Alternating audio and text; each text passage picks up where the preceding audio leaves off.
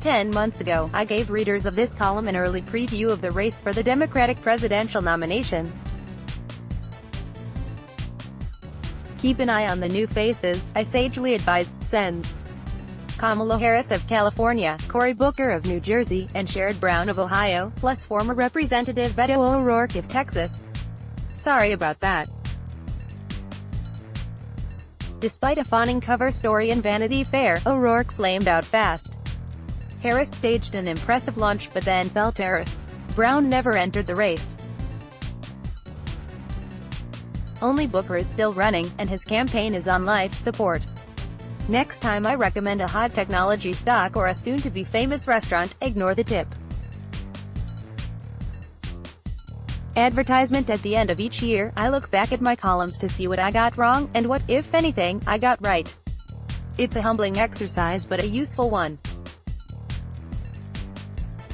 Unlike politicians, journalists are duty-bound to admit their errors in public, not just the small ones, like misspelled names, but big ones, too. You can't learn from mistakes if you don't acknowledge them. And there's one easy way to get things wrong in a presidential campaign, by trying to forecast the outcome. It's almost impossible to resist the temptation. Answering "beats me" never impresses anyone, even though it's often the most accurate response. Advertisement. We surround our forecasts with caveats. The race is wide open, early polls don't mean much, and give the customers what they want, not predictions, exactly, but our best guesses as to where the campaign is going. But primary campaigns are notoriously unpredictable. At this point in the 2008 campaign, Rudolph W. Giuliani led polls for the Republican nomination. 4 years later, Newt Gingrich led the GOP polls. Neither won. In early 2019, to my conventional wisdom-addicted brain, Joe Biden appeared to be a commanding candidate if he survived controversies over his past positions on school desegregation, crime laws and the invasion of Iraq. But Biden's real problem wasn't his historical baggage, it was his tendency to sound like a 20th-century candidate lost in a 21st-century debate. I recently wrote that Biden still tops national polls because so many Democrats think he's the most electable of their candidates.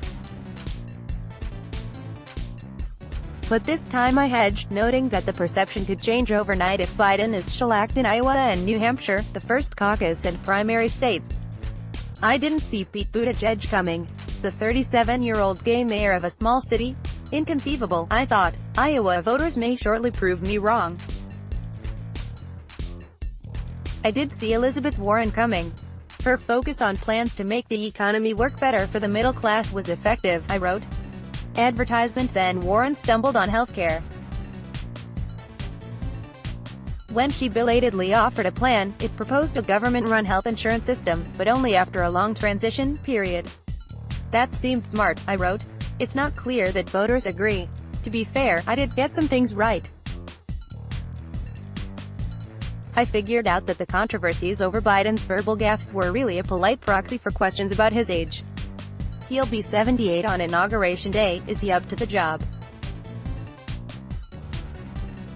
I noted that most Democratic voters aren't Bernie Sanders-style socialists, and that the progressive litmus tests that dominated early months of the campaign, Medicare for all, the Green New Deal, and abolishing the Immigration and Customs Enforcement Agency, weren't a sure path to winning primaries.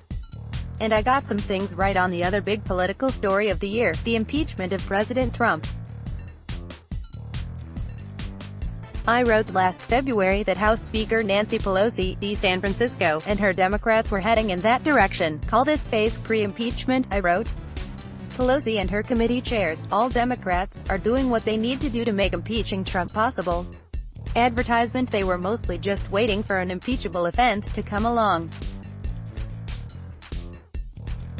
Once it did, in the form of Trump's self-incriminating telephone call with the president of Ukraine, readers should not have been surprised that the Democrats moved as quickly as they did. It's easy to forecast the likely verdict of an impeachment trial in the Senate. With 53 Republicans on the jury, Trump is in little danger of conviction.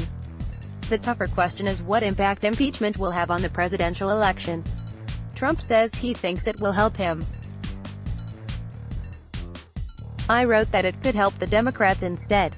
David Axelrod, President Obama's former advisor, thinks it won't have much impact at all, that by November, voters will have largely forgotten a trial that happened in January.